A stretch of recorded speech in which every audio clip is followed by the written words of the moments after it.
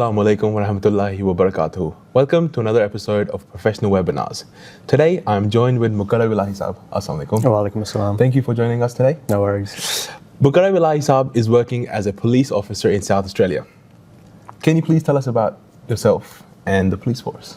So I'm 21. I was born and bred here in Australia, South Australia. Did my schooling, primary school, high school here in South Australia. During high school, started working in retail. There's no really blueprint to getting into the police force. You know, had a very normal childhood. Graduated, did my retail for a few years, and then I thought I'd apply for the police force. And from there, got into the academy, which is 9.5 months, which consists of a lot of legislation work. As well as, you know, physical training, that sort of stuff. And they do a lot of practice there as well, that they put you into situations that you'd face in the policing world. After that, I applied to get into the Eyre and Western local service area, which I was then posted to the town of Whyalla. And since then, for about 3 months, I've been doing my duties there. Very nice, very nice. So what initially inspired you to go into the police force? I think a lot of influence from my parents. Okay. You know, they were really into, you know, helping people that were in need, and, you know, just helping people who, you know, don't really have the confidence to help themselves. I think that was a big part of why I joined the police force. Yeah, okay. So what steps did you have to take? Like you said, the 9-month course, was it, to join? Yeah. So what does that include in that? So basically, you apply online. Yeah, break that down for you us. just you start off with, you know, just applying on the website. All right. And then any prerequisites or anything you need to have done before? You just need to. You don't even need to graduate high school. You just need you just need to, I think, complete year 10 is the bare minimum. That's the requirement. Yeah, there's no prerequisites. It does help if you do have prerequisites, because if you don't get an ATAR, or if you don't get an ATAR above 70, you have to do the police recruitment test through TAFE, which is basic spelling, numeracy, writing, and that's like a one-time reading. test, or yeah. is that like a course? It's a one-time test. All right, okay. You just apply. I think right now it's free. I think there's requirements as well. I'm not too sure what the requirement. I think it's 85% for everything. Okay. In that test? Yeah. Okay. All right. To pass. Let's say you get 85% on everything apart from numeracy. Yeah. Then 3 months later, you're allowed to retake it, but just do the numeracy part that you didn't pass. Yep. And then after that, you get some psychometric testing online, which is very basic. Yep. And then you get into, you know, the interviews, your physical, medical testing. The interview goes about 45 minutes to an hour. All right. They just ask about, you know, what qualities you have, you know, your personality, just stuff like that. It's just to see whether you would be a good fit. It's a very stress-inducing job. They want to see how you under pressure handle that. Yeah. Okay. Then comes the physical testing, which is you do an obstacle course at the police academy. All right. The competitive time is 2 minutes 30, but they try to get people to go around that 2-minute mark. Yeah. And then you do your medical, which is, you know, just your basics, Test stamina, stage. you know, Okay. blood pressure. It's just stuff like that. Yeah. And then after that, they will call you whether you get in or not. All right. That's up to them. So this is before that 9 month? Yeah. Okay. All right. So it's just your basic. How would one prepare for that? I think is there any type of specific preparation that they give you, or not really? Maybe for the testing, you get practice tests, but all right, yeah. You know, the interview is just, I guess it's really up to the person. You know, I've seen people start the academy at 18 years old. All right. But then there's some people. We had someone in our course who was 45. Okay. Just starting, and she used to be a psychologist. Yeah. But I think it just depends on the person. You know, you have to be pretty mature for this type of stuff. Of course, yep. And I have seen, you know, people, you know, not get through because of that side of things. Maybe they gotten a bit too early, or whatever the reason was. Yeah. I guess before the most amount of preparation you could do is probably just before the interview. You know, just sit down with yourself and ask yourself what would someone ask me about myself, and just come up with answers for that. Yeah. Physical testing, you know, you could try and improve your cardio. Of course. You don't have much notice though, you know. It's not a massively difficult test, the physical, but you know, you do what you do. That interview, is that a group interview or is it one-on-one? It's one-on, so there's 2 police officers. All right, yep. And then there's you. And that's you. I think I've heard sometimes it's one-on-one, sometimes it's 3 people, but it's, you know, it's nothing. It's just a conversation, really. Right, they just want to get to know you. But, yeah. And all of this physical testing and the actual testing and medical happens in one day, or is this over? It depends. Right now, I know someone who applied in September of 2023. Okay. And then they started the academy in June of 2024. Yeah. For me, it was a few months. All right. It just depends on, I guess, their schedule. So does it depend on you as well, how you want to take it, or it depends on them? Okay, all right. I mean, there's nothing you can really do to get them to speed it up, or all right, you know. This is just the process that you have to go through. Yeah. Okay, so then once you've done all of that, now you're into your 9 months of what is that? So you start off the first 3 months. I would say is just getting used to the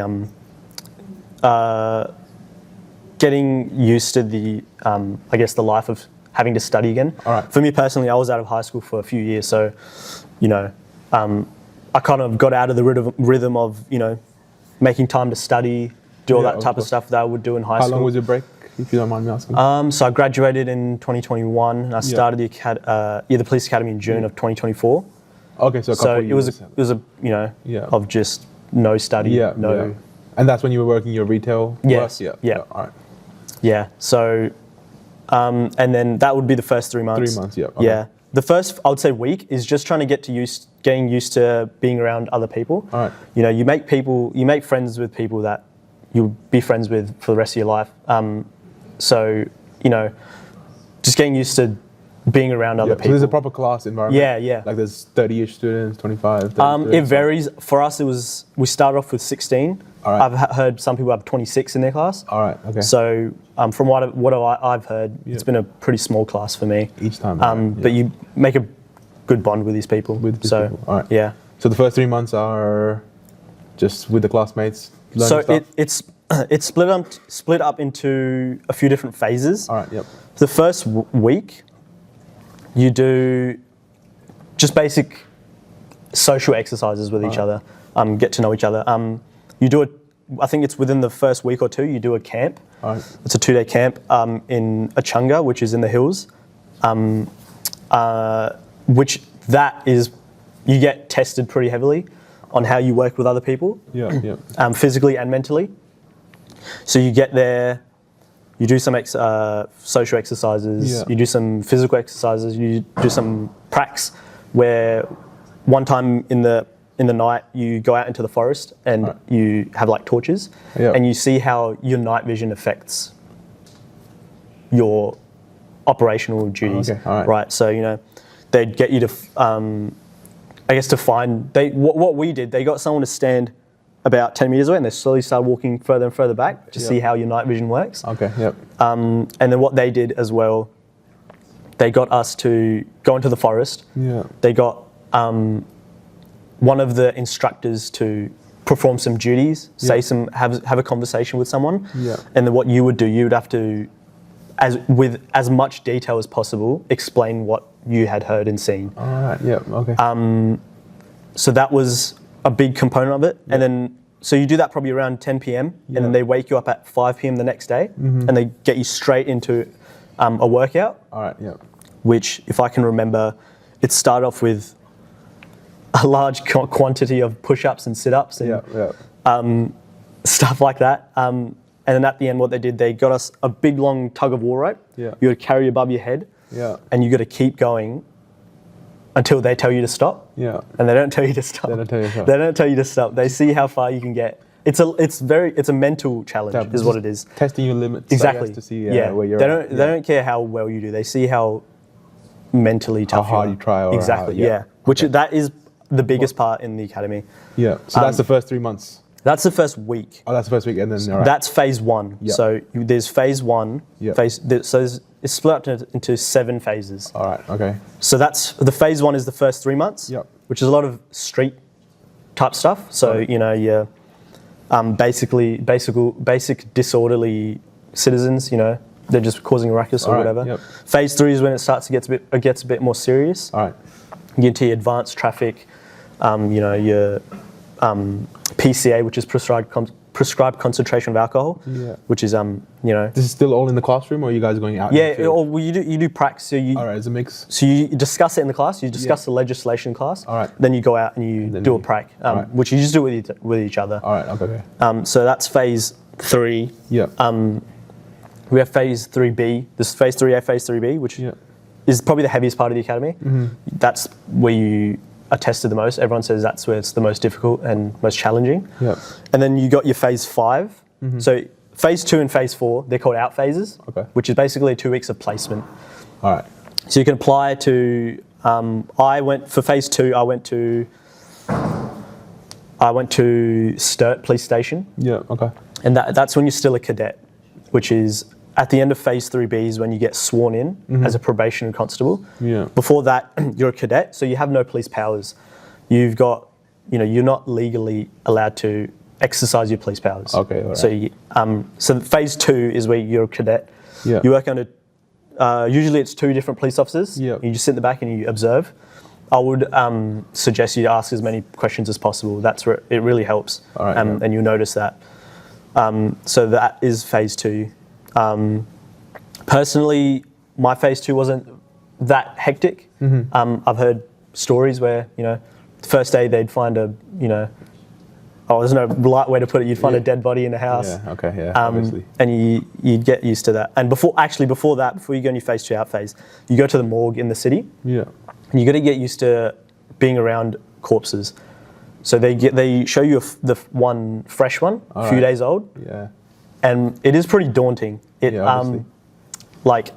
It's a body, but they don't look real. Yeah. Like a part of that is you have to sort of interact with it. You got to touch it. Okay. Yeah. Just to show that you are comfortable with it.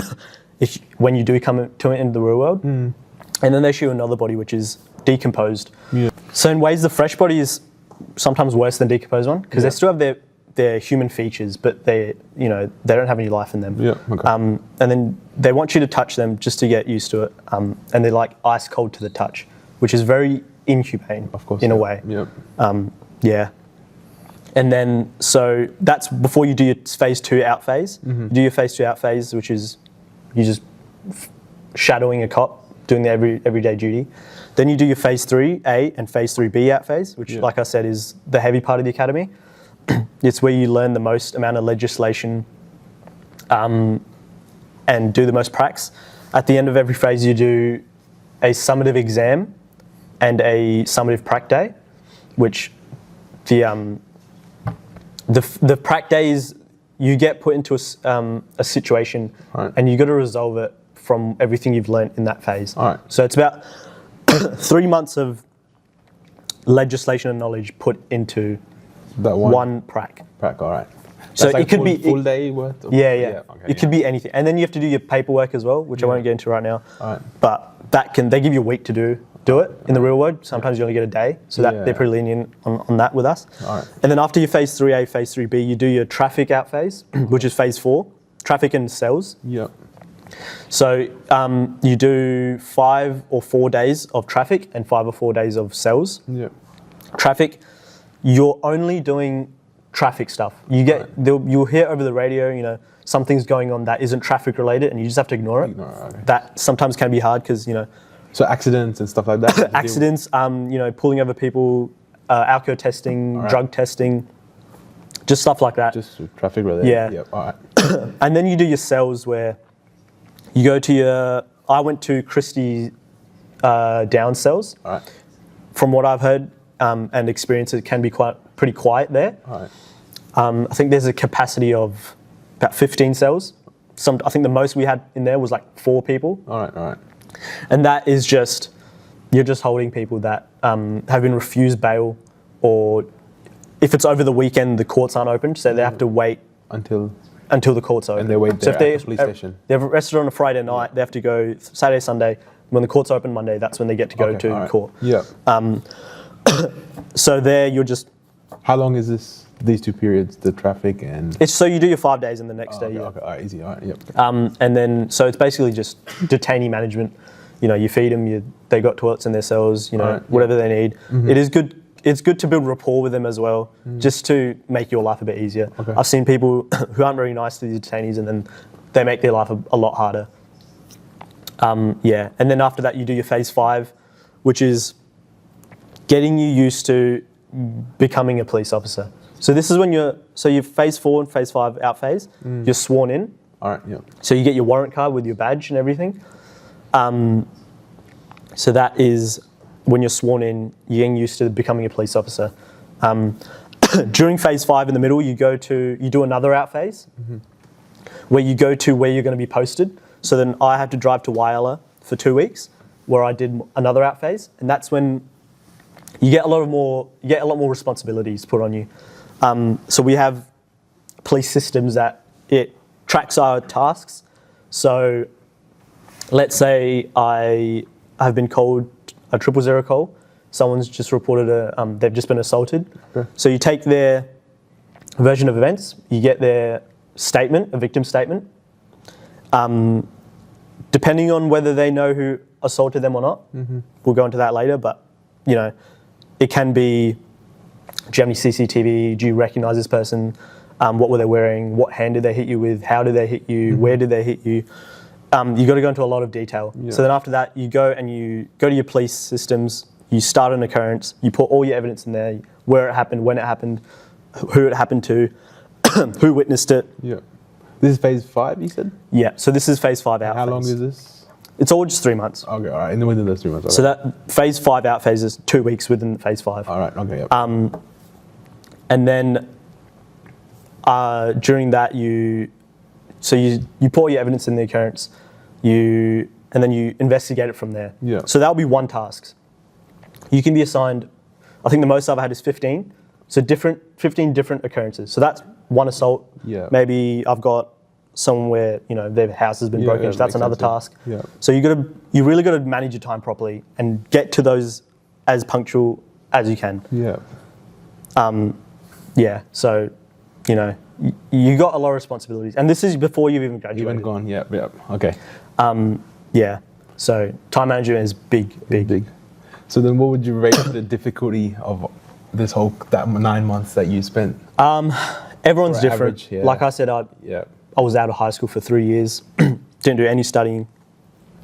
And then getting thrown back into that, it can be tough. I've seen people fly through it, they've got no issue. Yeah. Me personally, I was a bit in the middle, you know, getting used to managing my time again properly. That was a big issue, but after that, about at the halfway mark, I was cruising through. You've got to do it, yeah. But it's different for everyone. So then now we've done this 9 months period and we're into the police force officially. So what's the first day like? So that's phase 6. Oh, because that's it then, okay. Phase 6 and phase 7 is your probation. All right, yep. As a real police officer. So phase 6 and phase 7, you're probationary constable. Phase 6 is about 5 months. Phase 7 is about 15. Okay. Phase 6, you still have responsibilities, but you have to work under a field tutor or whenever it's possible. Okay. If possible. I know where I am in Whyalla, in country, it can be pretty short-staffed. Yep. In metro, a lot of people want to go, not many people want to go country. So I think that's part of the reason why it's so short-staffed. Over there, yep. In metro, it's split up into 4 districts, Yep. Western, Eastern, Northern, Southern. Country, there's a lot of different places. So I'm in the Eyre and Western District, which consists of Whyalla, Ceduna and Port Lincoln. All right, yep. And then there's Far North District, which has like another 3 stations. There's Limestone Coast, there's York Peninsula, there's a lot. Yep. So I chose to go Whyalla just because, from what I've heard, it's the most busy, and for developmental reasons, it's the best place to go. And I've definitely experienced and noticed that. So before you go there, you got to apply for government housing if you don't have a house already, assuming, which is, it's subsidised, 50% off. Okay. I'm paying about 165 a week for it. You can choose to live with other people. That's after the... So this is when you're at the academy, you apply for it. And then when you graduate, you move there. You get a day to set up everything, and then you start working. Yep. Where was I? How you been subsidized for the for your house? Yeah. Half, and then go on. Yeah. So you can choose to live with other people, but most people sharing. Okay, you can do that as well. Most people prefer to live by themselves. All right. It's pretty good especially for people who, have never lived by themselves. Yeah. I've been living with my parents my entire life. Yeah. So it was a big challenge for me to get settled into. So that is a challenging part of it. Yeah. But once you get used to it, it can be it's pretty rewarding and beneficial, especially for your training. Yeah. You're required to do stuff that most people in Metro wouldn't be able to do. So you, like I was saying about tasks, you go to a victim's house, they give you a report. Yeah. You have to do that from start to finish. Yeah. Let's say if I was working Metro, there's a lot of different branches in SAPOL. Okay. We've got CIB, which is Criminal Investigation Branch. We've got CSR, which is Crime Scene Investigation. There are so many. CIB is where all the detectives work. So let's say there's been in Metro, there's been a murder. You would go there, you take the initial report, and then the detectives will handle it from the rest on it. It's out of your hands. You don't see it again. Okay, yep. In country, you do much more. You do a lot of the evidence gathering, the statements, so we have body worn. You got to gather all of that from all the officers that are on scene. Yeah. In Metro, someone else will handle that.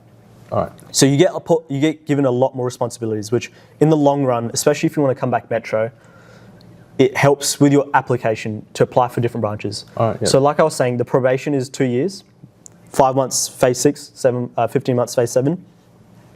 After you complete that, you get promoted to the rank of constable. Okay. That's when you can start applying for different branches. All right. So during that period, you're in general duties, which is just respond to 000 calls, daily patrolling. Yeah.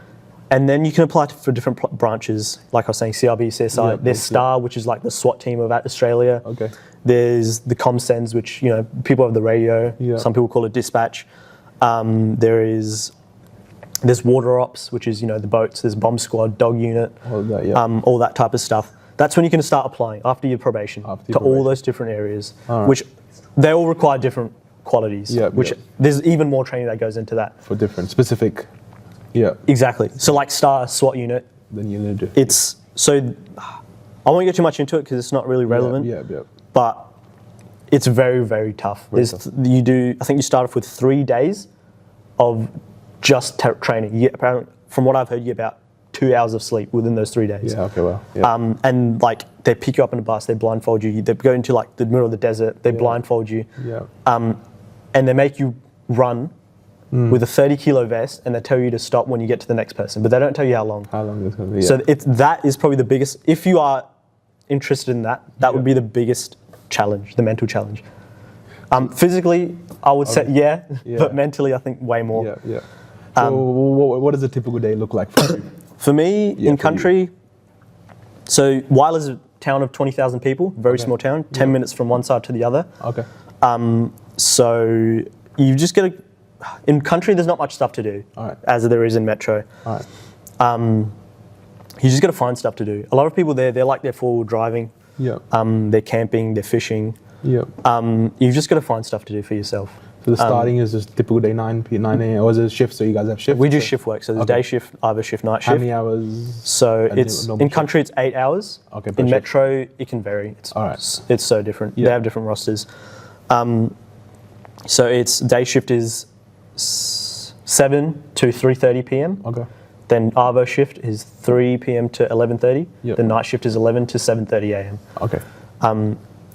I guess just getting used to the shift that you're coming up to, especially for night shift. Yep. You got to make sure you get your rest in. Some people can't sleep till 6 p.m. No matter when they're going to go to sleep at 12 p.m. They'll wake up at 1. Yeah. So that's a lot of getting used to. Yeah. Like I was saying, the different branches, they've got different rosters. Some just do 9 to 5, Yeah. So general duties is where shift work really comes into play. Yeah. So it's your typical days you have to just look for work, basically.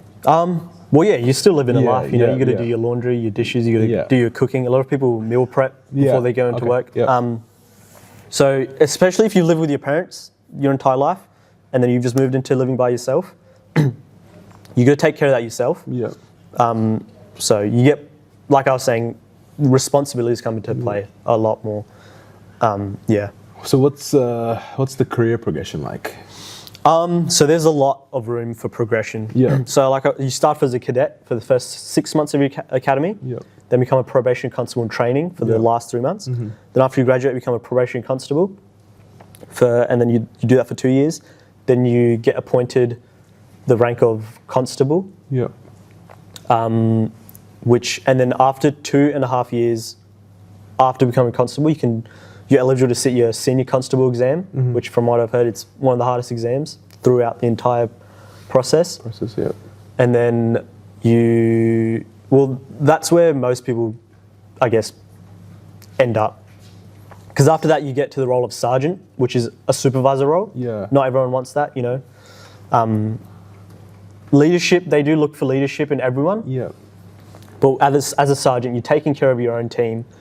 And there's a lot of behind the scenes work you do. Yeah.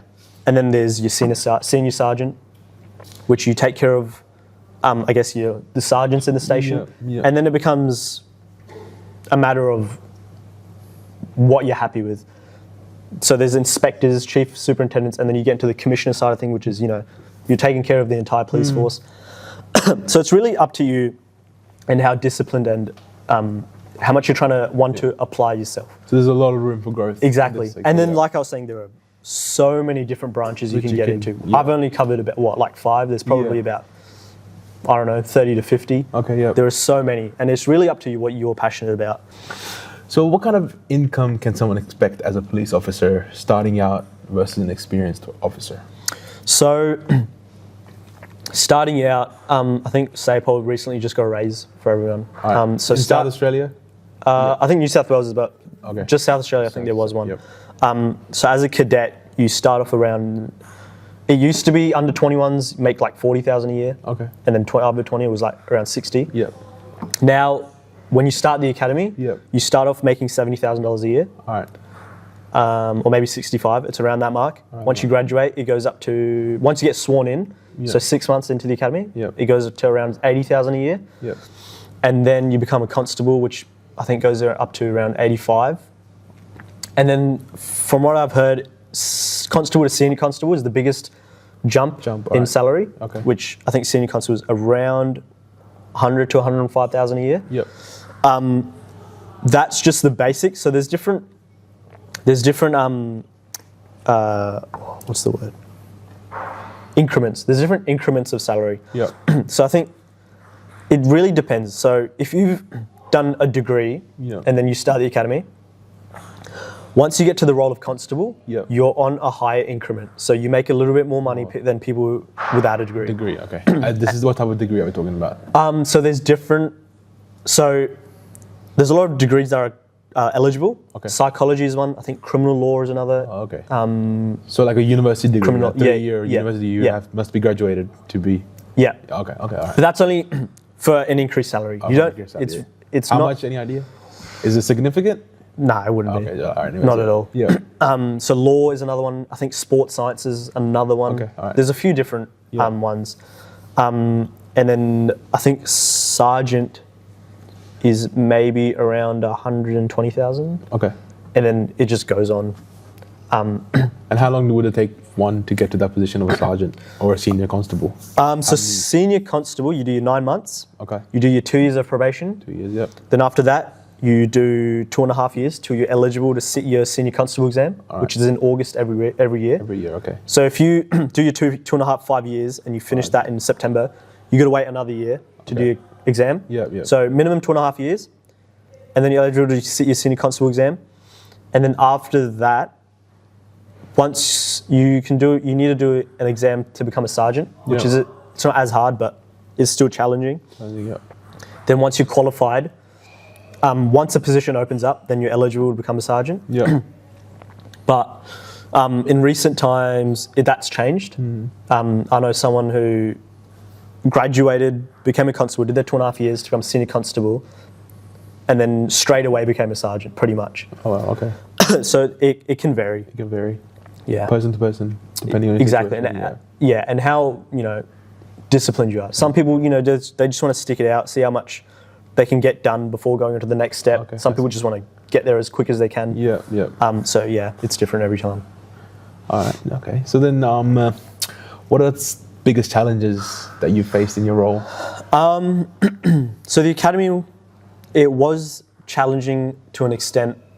Physically, I was pretty good. Yeah. I played soccer my entire life, so physically I was already at the level that they needed me to be. Yeah. They want people to constantly improve. Okay. They don't want people, to be marathon runners straight away. Of course. They could be struggling to do 10 push-ups. Yeah. They just want to see improvement. Day by day, yeah. Exactly. Correct, okay. So there's also an element of stress to it. This is just the academy. Yeah. You got deadlines to do, you got exams coming up. You could have 2 exams, a prac, and, something else due in one day, or even within a couple of days of each other. Yeah. So time management and stress is a big component. Like I said, time management for me, I had to get used to again. And then when you get out into the real world, it becomes a matter of being emotionally and mentally competent. So we had someone there was an incident where someone had unfortunately passed away. Okay. And the person was, that I knew, was on their phase 2 out phase. So they weren't a police officer, but they refused to go and look at the body. Okay. And obviously, in a situation like that, you have to. Of course. You're required to take the report and do the investigation. Yeah. And they refused. So that's when they found out that mentally and emotionally they weren't this person quite in the position. Yeah. Okay. So then they made the decision to leave SAPOL.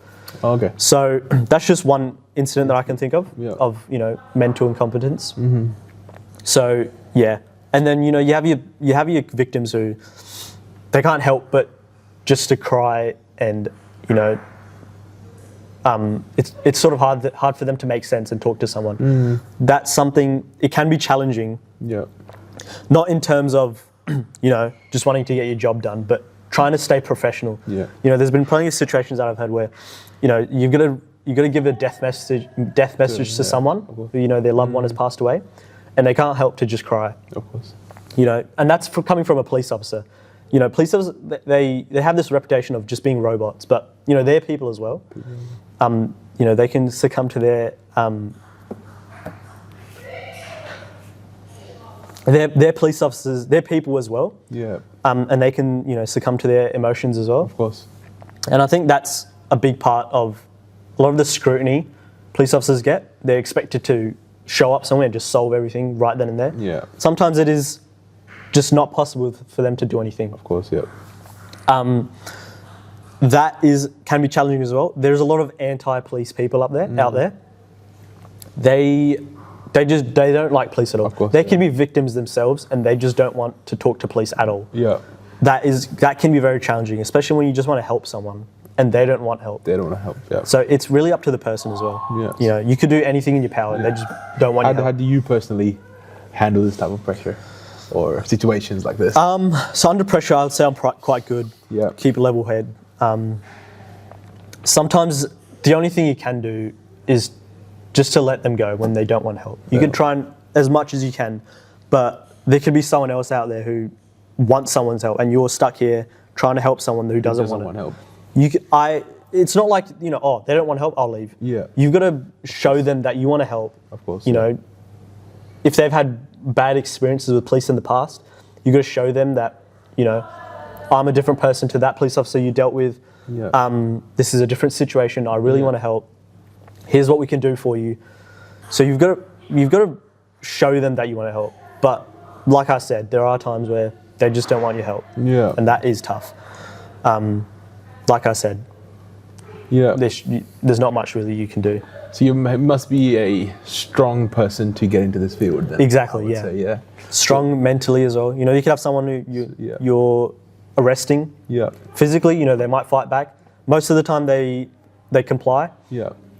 But, you know, you could be trying to, because when you arrest someone, you have to give them their arrest rights. Yep. That's mandatory for anyone. They could just be yelling at you non-stop and you're not able to give them their arrest rights. Okay. So that's when your patience comes into play. Okay. You can't yell back. Of course. It can be acceptable in sometimes, obviously. But, you know. Assess the situation, I guess. Exactly, yeah. I see, all right. What would be some type of advice you would give to the new upcoming people who are wanting to get into the police force? I would say taking the time to really get to know yourself, seeing what you're good at, what situations you would maybe need to improve on. Communication skills is very important. You know, when I was coming up before the academy, my communications skills really needed some improvement. During the academy, they got much better, but it's good to identify that yourself and try and improve on that yourself instead of getting someone else to tell you need to improve. Yeah. Okay. You need to be very independent as much as you can. You know, like I said, your first 2 years, first 5 months, you work under a field tutor whenever possible, but that doesn't mean that you just get them to tell you everything. You got to show them that you're willing to learn as well. Yeah. Show them that, you know, you're taking on board their feedback. Sometimes it's acceptable to give feedback to your field tutor as well, just to show them how it would be beneficial for you to improve on your learning. Physically, you can never be too fit. Just if you're exercising already, just, you know, keep that up. Maybe make it a bit more intense if that's possible, especially depending on, you know, what branch you want to get into. If you want to get into STAR, you really need to up that. Time management. If you're just coming out of high school, maturing a bit, that's probably the biggest factor of your make and break in the academy. Your maturity, just to show that you are ready to go into the real world as a police officer whilst you're at the academy. So just improving yourself as a person and just improving the qualities in yourself that are already good and need improvement. Yeah. Yeah.